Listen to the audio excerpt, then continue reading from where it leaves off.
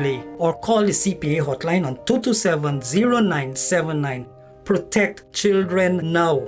A message from the Child Care and Protection Agency, Ministry of Human Services and Social Security, and UNICEF. Kaieteur Radio, keeping you informed. Demerara and Essequibo 99.1 FM. Berbice 99.5 FM. Kaieteur Radio.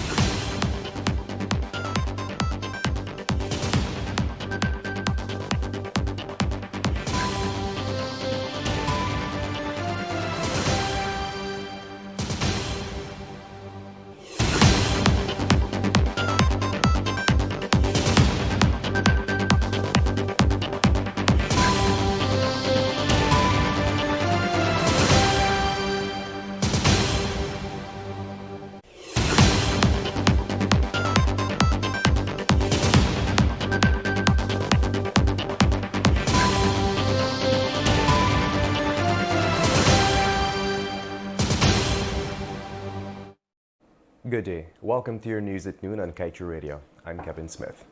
Publisher of Kaieteur News, Glenn Lal, exclaimed, "It's a victory for all Guyana," moments after Ray Daggers on Monday afternoon completed his cross-country walk for a change to the lopsided ExxonMobil contract.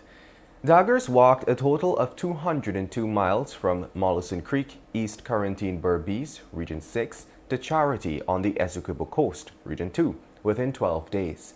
The 65-year-old man started his final day of his journey around 9 hours at La Union, Essequibo Coast, and arrived in Charity around 15 hours 30, after walking a distance of 22 miles.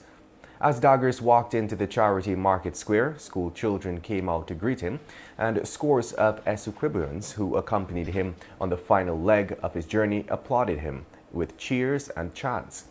Daggers, after completing the journey, said that the experience was a good one, filled with enthusiasm, which was made possible by the support and love he received from his fellow Guyanese throughout his walk. A search is now underway for 3 persons who were involved in a boat mishap which occurred in the wee hours of Monday along the Kaieteur River, Region 7. According to police reports, they are investigating a river mishap involving a 19-feet wooden boat powered by a 75 horsepower Yamaha outboard engine, which was operated by Lloyd Obermuller, a 60-year-old of Crane Housing Scheme, West Coast Demerara, and a 17-feet wooden boat powered by a 40 horsepower Yamaha outboard engine, which was operated by Chris Boyd. The incident occurred sometime between 3 hours 47 and 4 hours 30 yesterday. And in other news, the Environmental Protection Agency's challenge to the High Court ruling against it and ESSO will see oral arguments taking place on the 29th of May. The Court of Appeal intends to apply the merit test to the EPA appeal against the High Court Judge Sandil Kisun's ruling for ExxonMobil Guyana to provide parent company guarantee for offshore oil operations it is engaged in with its co-venturers in the Stopper Block in the event of an oil spill. Justice of Appeal Rishi Prasad has fixed May 29th at 10 hours to hear arguments on whether the appeal has a reasonable prospect of success.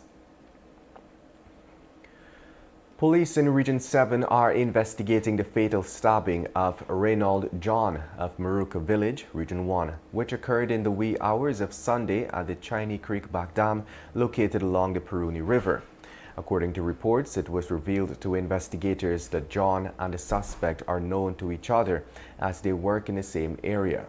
24-year-old John was employed by Francis Henry, a dredge owner, while the suspect, a 23-year-old gold miner from Karawab Village, Pomeroon River, Region 2, was employed on another dredge.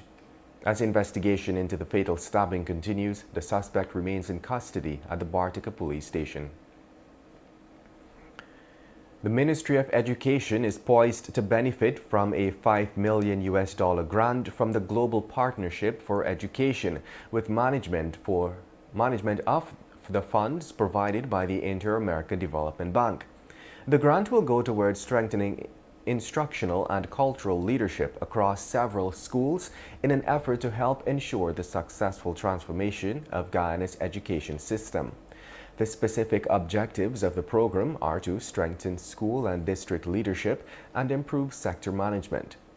The project is expected to target 10 regional education district officers, officials at the Ministry of Education, and the 445 primary and 116 secondary school leaders in Guyana.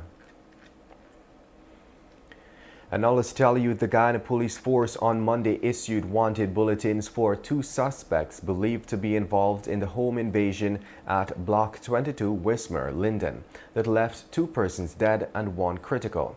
Wanted are 30-year-old Troy Bruce, also known as Blacka, of Lot 26 Wismer Hill, Linden, and John Ross of 5 Corner, Linden, also known as Junior. Police have since arrested 1 suspect, while another was found dead with multiple chop wounds reportedly inflicted by the victims during the attack.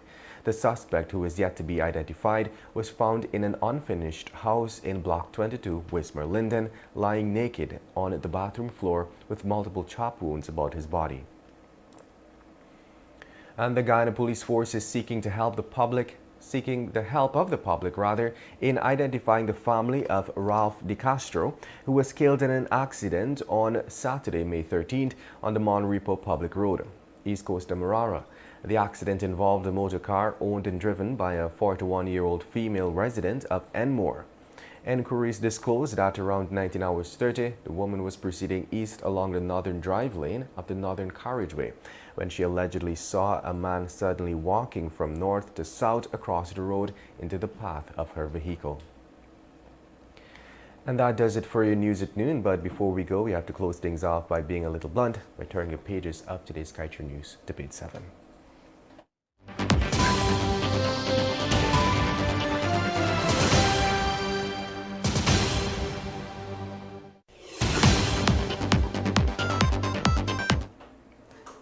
Oil sector without regulator. Who says the oil sector does not have a regulator? Jagdeo is the regulator. What he says goes. Jagdeo is chief cook and bottle washer. Jagdeo is Exxon's chief helper. Jagdeo is Exxon's chief protector. Jagdeo is operator, caretaker, and regulator. And that does it for your news at noon on Kaieteur Radio. I'm Kevin Smith. Thank you for listening.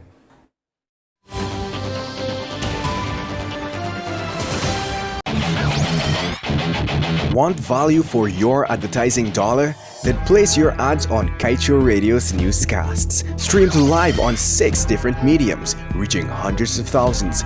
Advertise today and watch your dollar grow. Call us on 225-8465 or 226-8210 today.